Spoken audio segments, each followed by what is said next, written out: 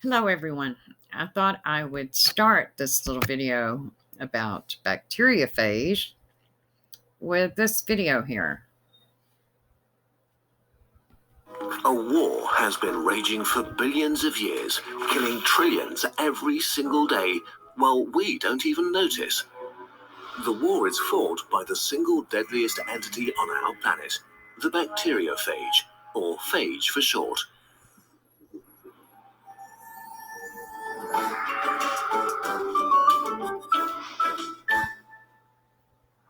A phage is a virus, not quite alive, not quite dead. Also, they look as if someone made them up. Their head is an icosahedron, a sort of dice with 20 faces and 30 edges. It contains the genetic material of the virus and often sits on a long tail that has leg-like fibers. There are more phages on Earth than every other organism combined, including bacteria. And they are probably everywhere living things exist. Billions are on your hands, in your intestines, and your eyelids right now. Which might make you nervous since phages are responsible for the majority of deaths on Earth. But you're lucky. While they do commit genocide for breakfast, they only kill bacteria. Up to 40% of all bacteria in the oceans are killed by them every single day.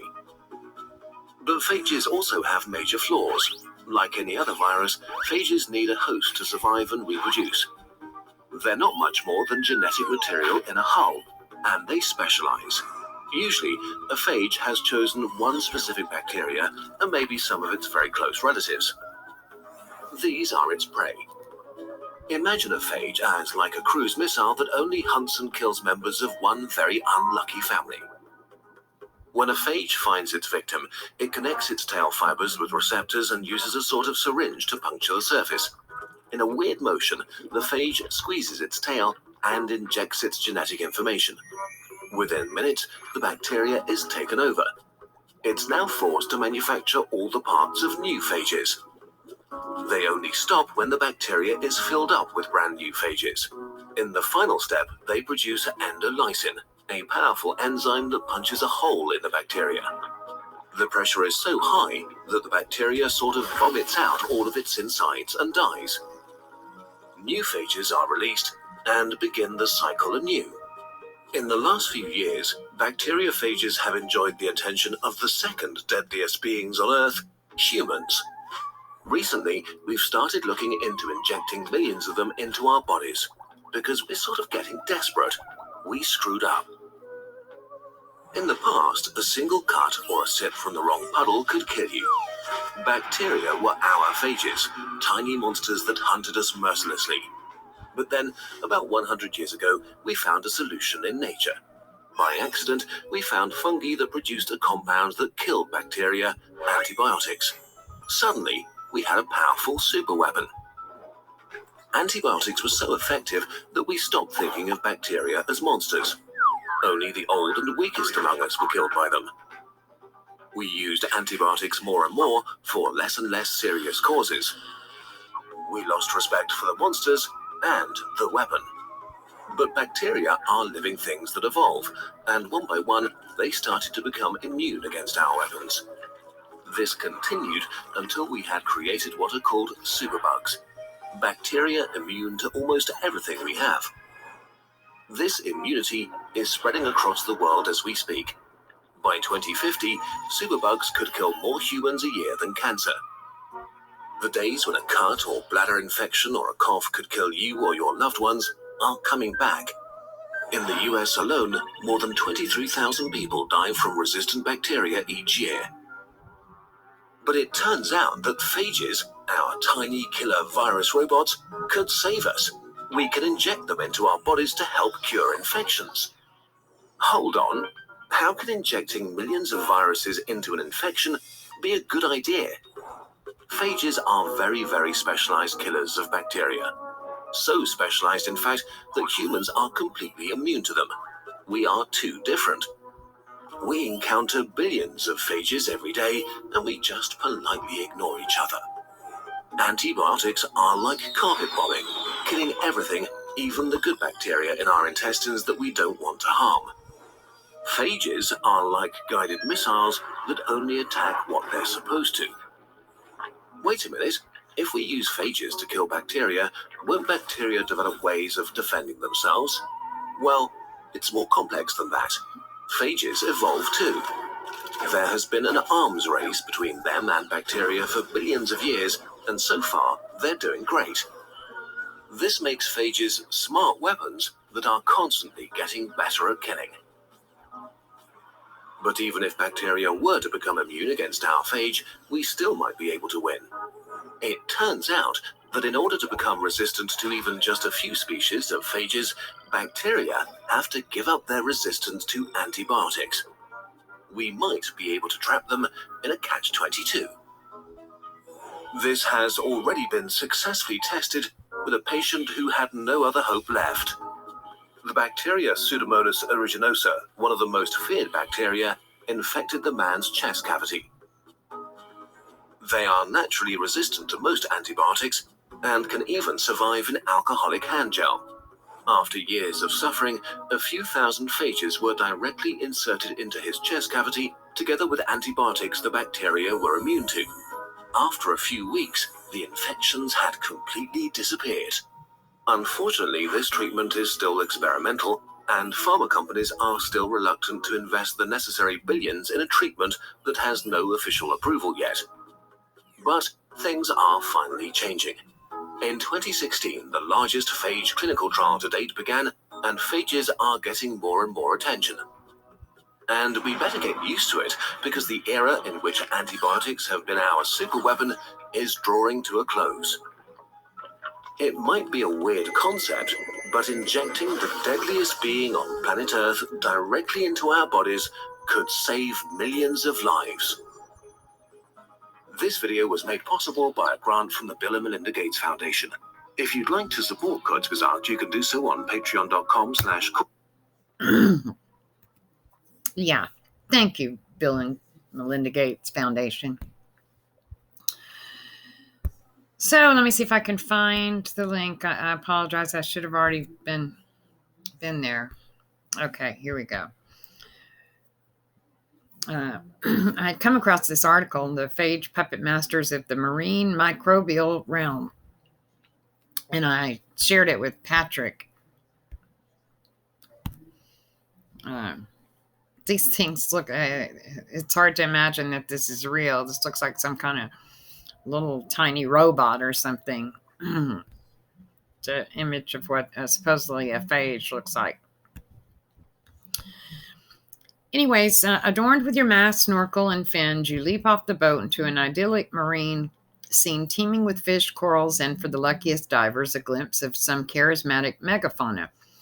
Unfortunately, among all the sights that you encounter during your snorkel or watching that episode of Blue Planet from your couch, you won't see any of the most important players in the marine ecosystem, the viruses.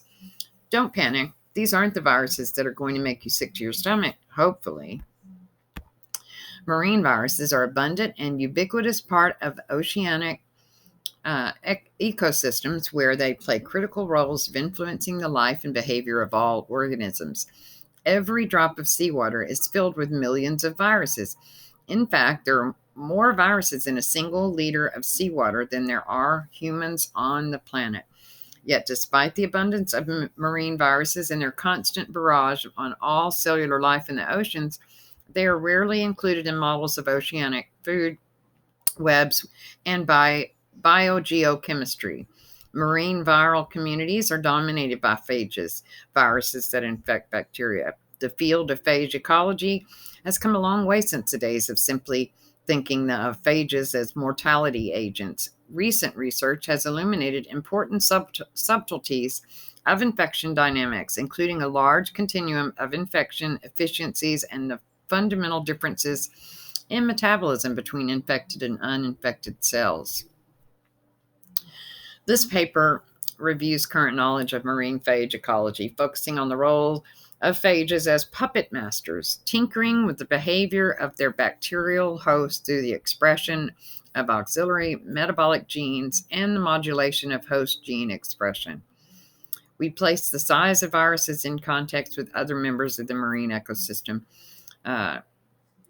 discuss the potential contributions of phage particles to the dissolved organic matter pool, and consider the relative influence of phage infection on the strength of the biological pump. So, it's saying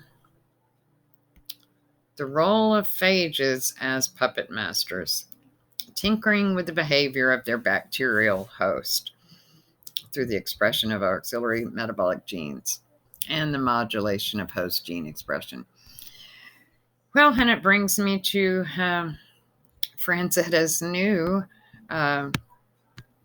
master of puppets.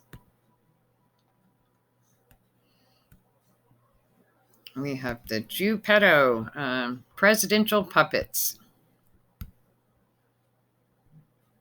And if you'll notice, they all have blood on their hands. And I know my video is the quality is going to be kind of low, so it would be better for you to open this up and just take some time and look at all of this. It's just amazing how much work she put into this. But there we have the president, Clinton Hillary Clinton upside down up there, Obama, and many, many more. We have this pile here.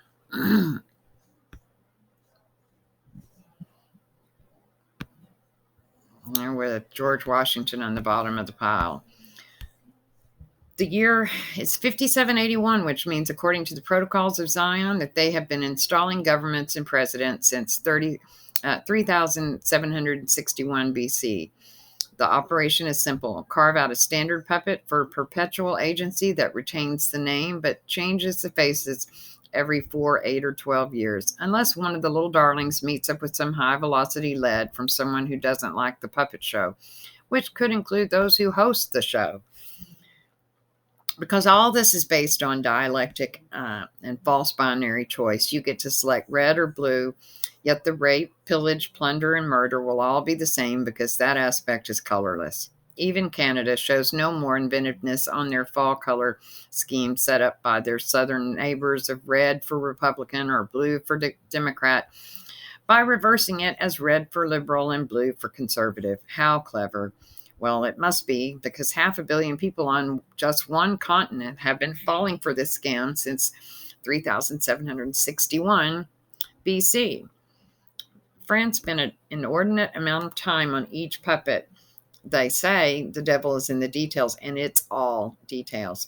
She was putting in all of the devils. If you appreciate her work, please consider a donation. And she lists a cast of characters, and then the discarded pre-owned puppets in the pile from the bottom left. George Washington occupies a special place on the bottom of the pile and hell for being the general of an army that was forced to get smallpox vaccination, just like his other Yehudi counterpart, Napoleon Bonaparte, did to his troops, lest anyone forget, because historical paintings, and we won't let you. Georgie Wooden Teeth was the top Mason. Foundling father indeed. So Washington is the cornerstone for all that the free and accepted Masons did to build this pile of corruption, usury, and death. And if you look carefully, you can see blood on the hands of those puppets. Freemasons being the Goyim puppets of the original Masons of North Africa, circa 5,000-year-old. Let us not forget, while serving as president and having supposedly broken away from England due to taxation — the story of taxation is false, by the way — by rebelling against the crown, another outright lie, he sent 12,590 of his shock troops to put down the Whiskey Rebellion that was instigated over, well, taxation. Meet the new boss, same as the old boss. By 1791, the United States had suffered from significant debt incurred during the Revolutionary War. Secretary Hamilton, a Federalist supporting increased federal authority, intended to use the excise tax to lessen this financial burden. Despite resistance from the anti-federalists like Thomas Jefferson, Congress passed the legislation. When news of the tax spread to western Pennsylvania, individuals immediately voiced their displeasure by refusing to pay the tax.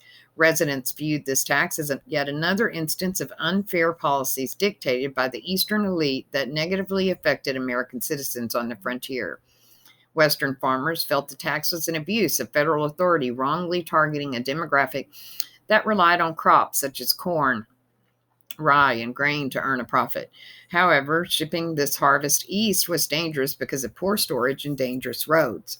As a result, farmers frequently distilled their grain into liquor, which was easier to ship and preserve, while large-scale farmers easily incurred the financial strain of an additional tax. Indigent farmers were less able to do so without falling into dire financial straits. President Washington sought to resolve this dispute peacefully. In 1792, he issued a national proclamation admonishing Westerners for their resistance to the operation of the laws of the United States for raising revenue upon spirits distilled within the same. However, by 1794, the protests became violent. In July, nearly 400 whiskey rebels near Pittsburgh set fire to the home of John Neville, the regional tax collection supervisor.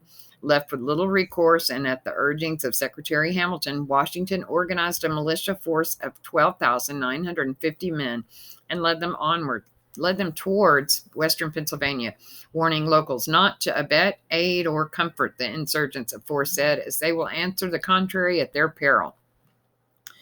When examined critically, the Freemason Benjamin, I've got babies buried beneath my apartment, Franklin, scoured Europe for the funds of the war. Thing of it is, the royalty and those able and willing to pay were all cousins. So it was a cousin asking cousins for cash to fight cousins, with the ultimate trick of pacifying a nation by getting the non-Mason, non-family to do the fighting and dying, as lines of red coats and blue coats. And have we seen that before?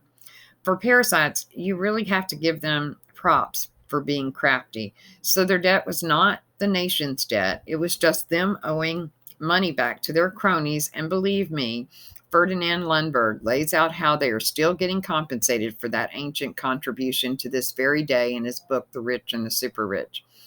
To understand the word tax, you have to understand the word tribute, which equals money paid to a hostile occupying military force. To truly get the scope of that, you must read Deuteronomy 20, 10 through 17. When thou comest nigh into a city to fight against it, then proclaim peace unto it. And it shall be, if it make thee answer of peace and open unto thee, then it shall be, that all the people that is found therein shall be tributaries unto thee, and they shall serve thee. And if it make no peace with thee, but will make war against thee, then thou shalt besiege it. And when the Lord thy God hath delivered it into thine hands, thou shalt smite every male thereof with the edge of a sword. But the women, the little ones, and the cattle, all that is in the city, even the spoil thereof, shalt thou take unto thyself, and thou shalt eat the spoil of thine enemies, which the Lord thy God hath given thee. Thus shalt thou do all the cities due to all the cities which are very far off from thee, which are not of the cities of these nations, but the cities of these people, which the Lord thy God doth give thee for an inheritance. Thou shalt save alive nothing that breatheth, but thou shalt utterly destroy them. A tribute is a tax paid to a hostile occupying force. A servant is a slave.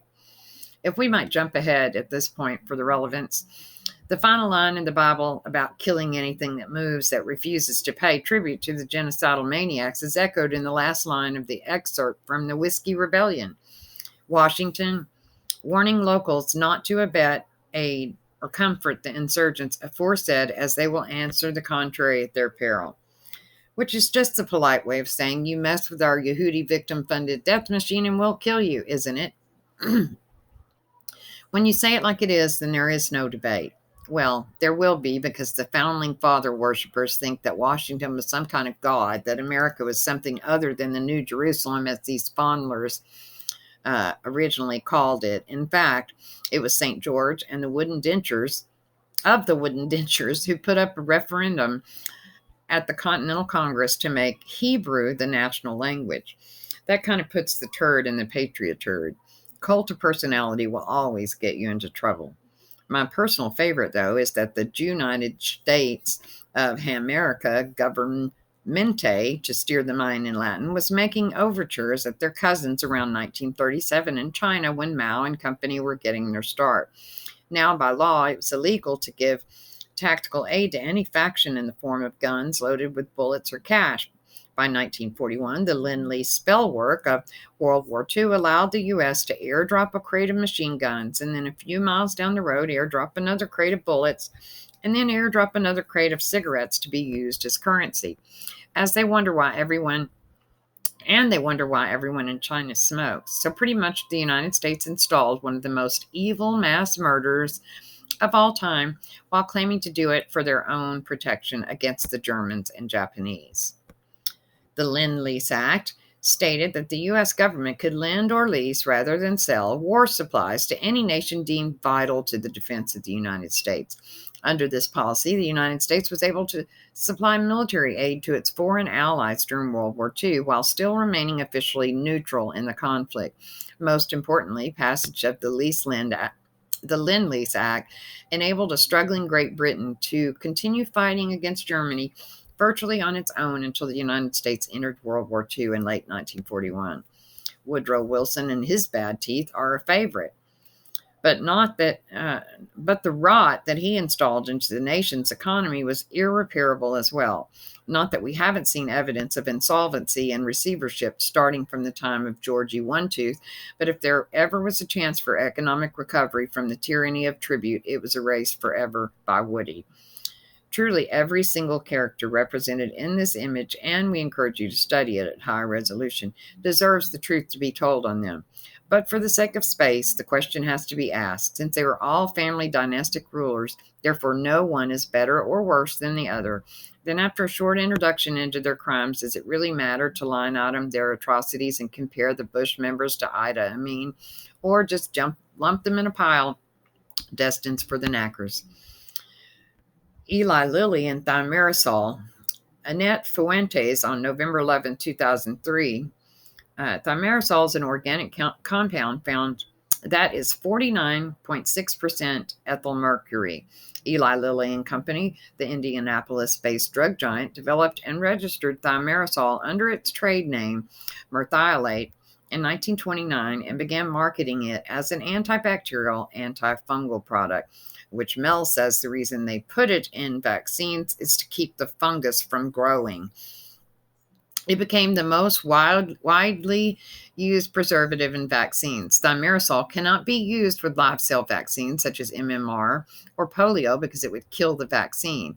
The only research looking into the safety of thimerosal was done in 1930 by Eli Lilly-sponsored doctors who injected it into 22 patients with meningitis, children. The human experiments failed to prove that thimerosal was non-toxic because they all died. Nonetheless, researchers H.M. Powell and W.A. Jameson published a study in September 1931 in the American Journal of Hygiene that stated thimerosal had a low order of toxicity for humans, without mentioning that the human subjects were ill and subsequently died. Internal Lilly documents from the time, however, revealed that the company's researchers were worried about merthiolate's burning qualities when used on the skin. By 1935, Eli Lilly's Jameson had further evidence of thimerosal's toxicity when he received a letter from a researcher who had injected it into dogs and saw severe local reactions, leading him to state merthiolate is unsatisfactory as a preservative for serum intended for use on dogs. In the 70 years since thimerosal or merthiolate was developed, the FDA never required Eli Lilly to conduct clinical studies on its safety, despite ample evidence of its toxicity and its highly allergic properties. In fact, the FDA today still refers to the 1931 Powell and Jameson study on its website as indication of the safety and effectiveness of thimerosal as a preservative. Thimerosal merthiolate was widely used in over-the-counter products, including ointments, eye drops, nasal sprays, and contact lens solutions. In 1998, the FDA finally banned thimerosal for use in over-the-counter products, 18 years after it began a safety review of mercury-containing products. It took another year before the CDC and the FDA would ask manufacturers to remove thimerosal from childhood vaccines. Eli Lilly stopped making merthiolate-containing products in the mid-'80s, but still profits from licensing agreements with pharmaceutical companies around the world. Eli Lilly faces hundreds of civil lawsuits from parents who blame thimerosal for their autistic children. But the pharmaceutical giant has powerful friends in the White House and in Congress. The elder George Bush sat on Lilly's board of directors in the 1970s, and the White House budget director, Mitch Daniels, was a Lilly executive. Lilly CEO Sidney Tarl was named by President George Bush to the Homeland Security Advisory Council. In November 2002, Congress placed a provision tucked into spending measure for Homeland Security to indemnify Eli Lilly from the lawsuits and require families to seek compensation through the federally funded Vaccine Injury Compensation Program. It was repealed in February 2003 after public outcry. Senate Majority Leader Bill Frist from Tennessee hopes to pass a similar bill. Congressional consideration for Eli Lilly makes sense. In the 2002 election cycle, the company gave more than $1.5 million to federal candidates, with three-quarters to Republicans, making it the fourth biggest giver in the pharmaceutical industry, according to the Center for Responsive Politics. In the current election cycle, the company has already given close to $230,000, 67% to Republicans, to federal candidates. Eli Lilly may be determined to avoid liability for thimerosal, but that doesn't mean it has abandoned children with neurological problems. This year, the FDA approves Strattera, a new Eli Lilly drug for the treatment of attention deficit hyperactivity disorder. The irony that Eli Lilly profits from damaged children is not lost on parent Robert Krakow. When Eli Lilly is promoting Strattera on TV, saying up to 10% of children can be helped, you realize what we are up against. Is that enough blood on their hands to demonstrate the Bushes are no different than Ida Amin, who said that human beings taste like pork? Please take a look at the clock on the wall. It's about closing time, isn't it? I just, I'm thinking about this, and I'm reminded that it's not just Bush, but Trump. I have articles here. His Operation Warp Speed. And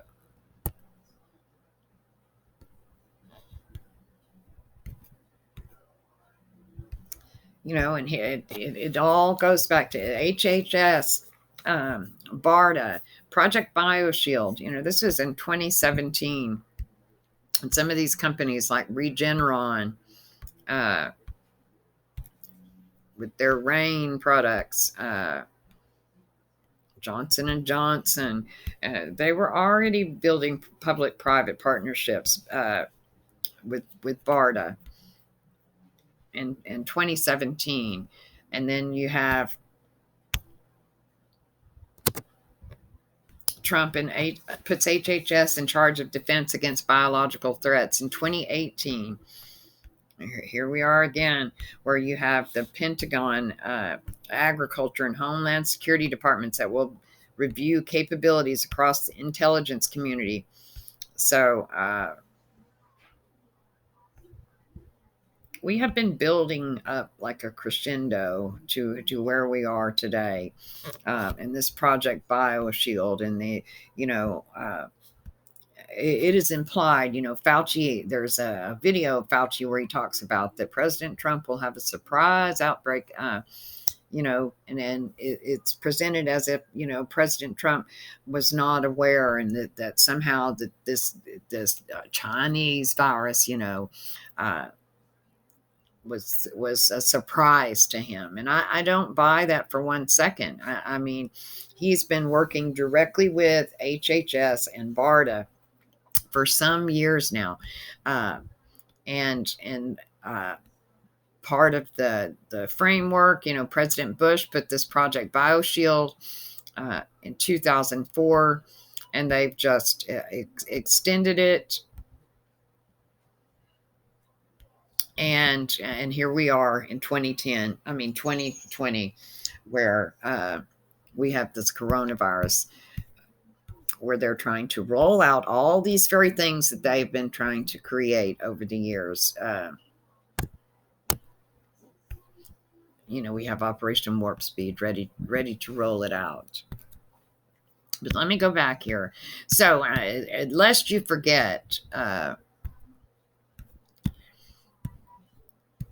that here we have this Lord of the Rings with our phage virus that's have the strings that lead to the president. Unless we forget that the evil demonic parasite that is trying to take over and rule the world is infected all of these creatures, all of these puppets. They were run by the puppet master. So let me go on from ethyl mercury.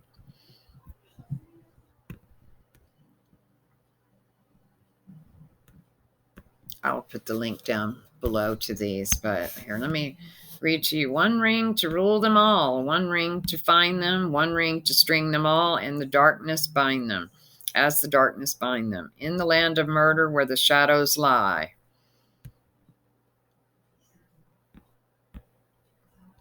The Lore of the Rings, inspired by J.R.R. Tolkien's Lord of the Rings. All the world's a stage, and all the men and women merely players. They have their exits and their entrances, and one man in his time plays many parts. From Shakespeare, As You Like It. The curtain opens by the hands of lackeys who, by nature, must serve those in control, since those who are in control shun work and are incapable of doing menial labor themselves. But what do we have on stage? A figure with a persona, a shifting face within a fiction that is called the President of the United States. All of them were cousins for sure, but the agency remains the same, with different actors playing the role. The script has even been radically changed, where once the part was cast for an officer, but that part has been written out in 1947. Then an agent was cast in its place. The set has not been struck, but remains on the lot as a permanent fixture of an enduring illusion. Let us first take a good hard look at what is called the leader of the free world, to trace the strings to the power behind the power. Yet, as we ascend the ladder of influence in perfect opposite day, we see the actual entities descend to the point of invisibility. Not another dimension, unless that's merely counted as a metric of size. Not a realm of spirituality, unless you accord deity to a virus, which in popular view today does not exist. However, if you were an evil entity that was a virus and you didn't want anyone to know that you existed, then you would make them believe there was no such thing. Isn't the Charles Baudelaire quote necessary here? The greatest trick the devil ever pulled was convincing the world that he didn't exist. So we begin with the elders of Sion, who are supposed to be the highest power behind the power, to see what they have to say about the lowest echelon of power, that of presidents, which they create, extort, and puppeteer. I'm going to read some of the protocols here. Protocol 10 through 13. Liberalism produced constitutional states, which took the place of what was the only safeguard of the goyim, namely despotism, and a constitution, as you well know, is nothing else but a school of discords, misunderstandings, quarrels, disagreements, fruitless party agitations, party whims. In a word, a school of everything that served to destroy the personality of state activity. The tribune of the Tolkeries has no less effectively than the press condemned the rulers to inactivity and impotence, and thereby rendered them useless and superfluous, for which reason indeed they have been in many countries deposed. Then it was that the era of republics became possible. Then it was that the era of republics became possible of realization, and then it was that we replaced the ruler by a character of a government, by a president taken from the mob, from the midst of our puppet creatures or slaves. In the near future, we shall establish the responsibility of presidents. By that time, we shall be in a position to disregard forms in carrying through matters for which our impersonal puppet will be responsible. What do we care if the ranks of those striving for power should be thinned, if there should arise a deadlock from the possibility of finding presidents, a deadlock which will finally disorganize the country. In order that our scheme may produce this result, we shall arrange elections in favor of such presidents as have in their past some dark, undiscovered stain, some Panama or other. Then they will be trustworthy agents for the accomplishment of our plans out of fear of revelations and from the natural desire of everyone who has attained power, namely, the retention of the privileges, advantages, and honor connected with the office of president. The Chamber of Deputies will provide cover for, will protect, will elect presidents, but we shall take from it the right to propose new or make changes in existing laws, for this right will be given to us by the responsible president, a puppet in our hands. That should permanently shut up anyone who's ever rallied behind any president at any time. Well beyond the dynastic rule of bloodline cousins, these impersonal puppets are considered expendable tools in the hands of the elders of Zion.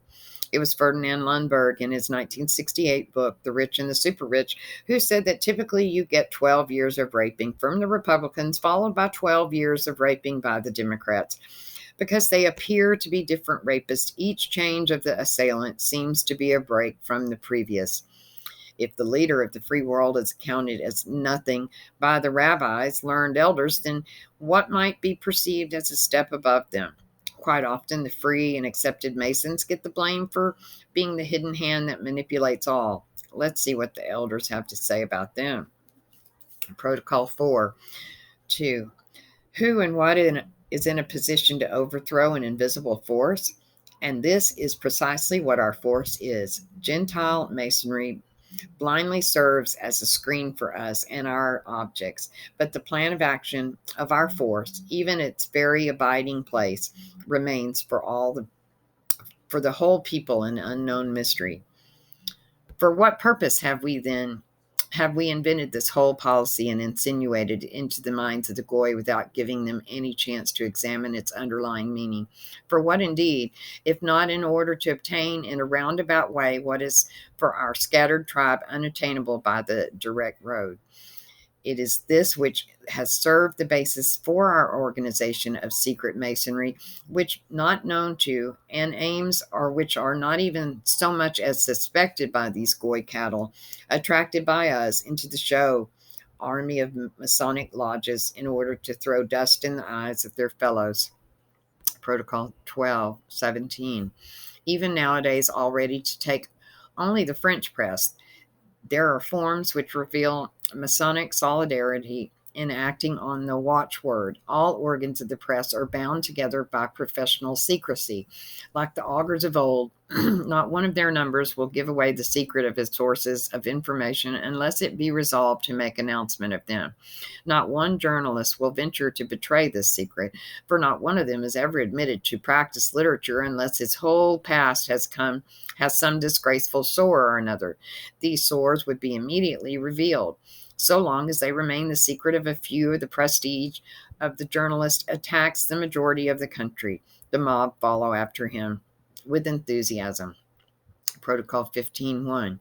When we at last definitely come into our kingdom by the aid of coup d'etats prepared everywhere for one and the same day, after definitely acknowledged, we shall make it our task to see that against us such things as plots shall no longer exist. With this purpose we shall slay without mercy all who take arms to oppose our coming into our kingdom.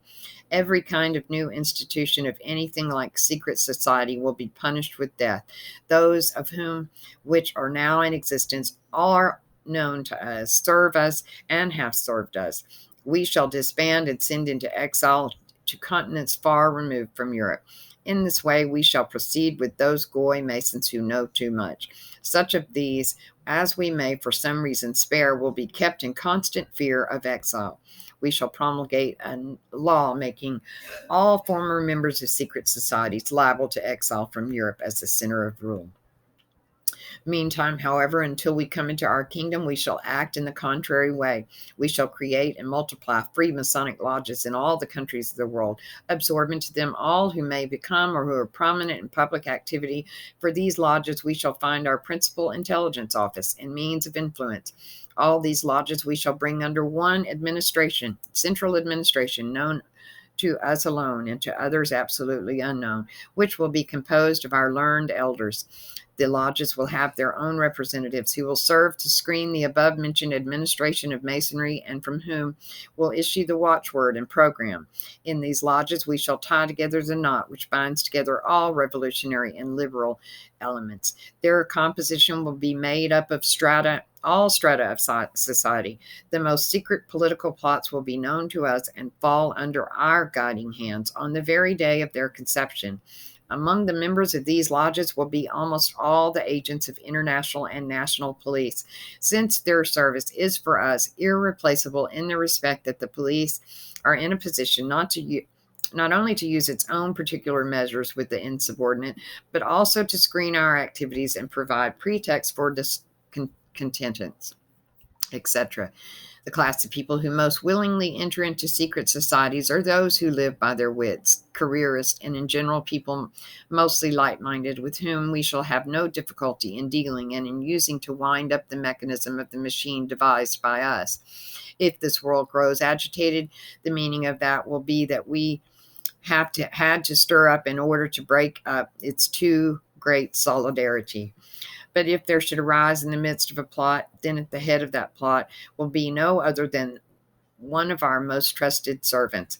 It is natural that we and no other should lead Masonic activities, for we know whither we're leading. We know the final goal of every form of activity, whereas the Goyim have knowledge of nothing, not even of the immediate effect of action.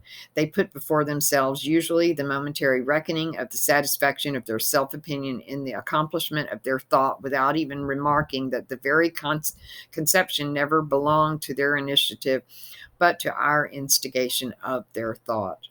The Goyim enter the lodges out of curiosity or in the hope that by their means to get a nibble at the public pie, and some of them in order to obtain a hearing before the public for their impractical and groundless fantasies. They thirst for the emotion of success and applause, of which we are remarkably generous.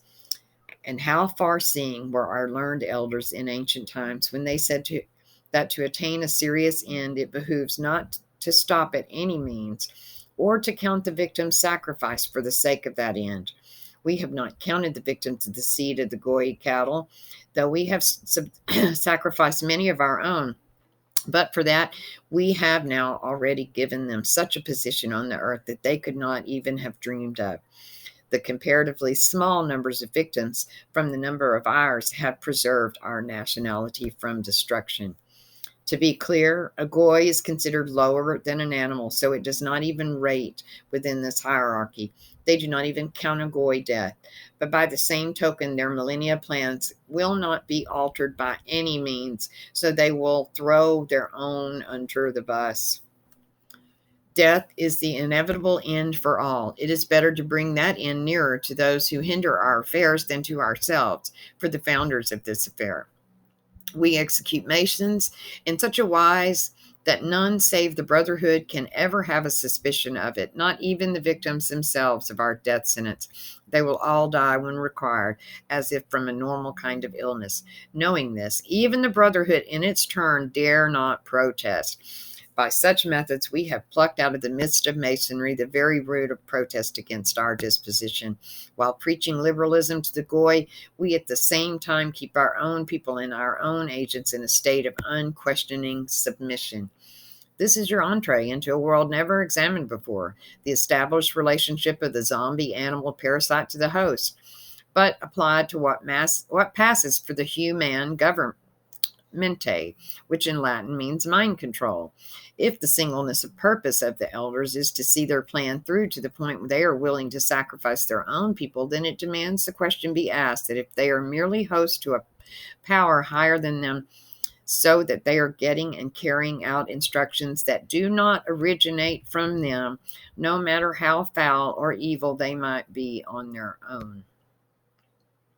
Just as nowadays our brethren are obliged at their own risk to denounce the Kahal apostates of their own family, or members who have been noticed doing anything in opposition to the Kahal, so that our kingdom all over the world, it will be obligatory for all our subjects to observe the duty of service to the state in this direction.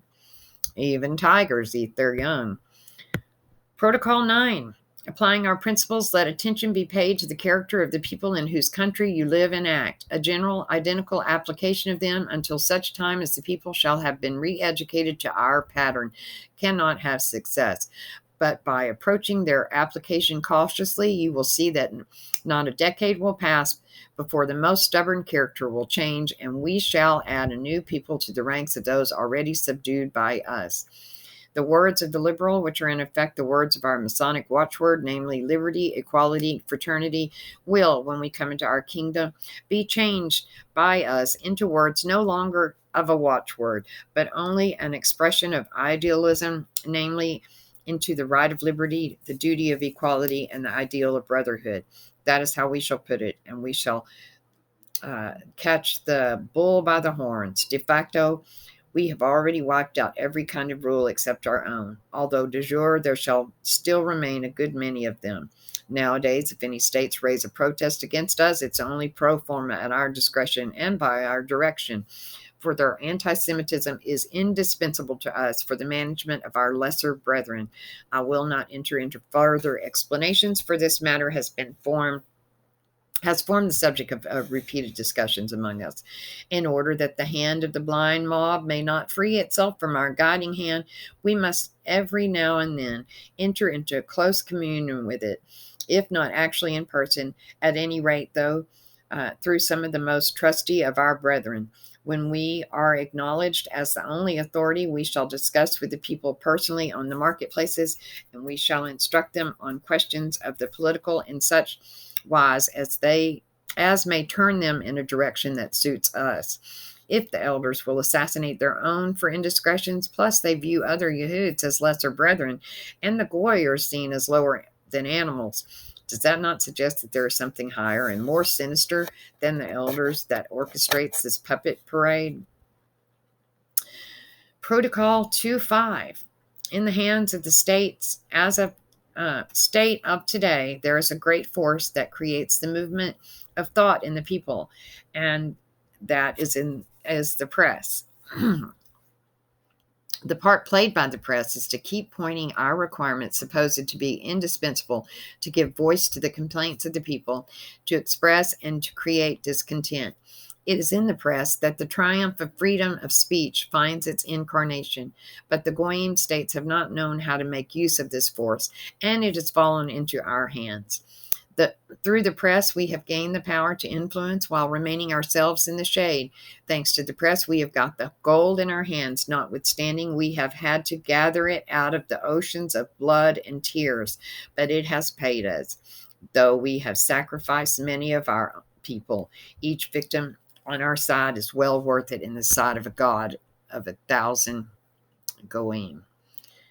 If sacrificing your own to spill oceans of blood to accomplish a goal over several millennia is what they're willing to do, then the question must be asked, what are you willing to do? The question that remains, that only Patrick Jordan in the history of the world has answered, is who controls the controllers?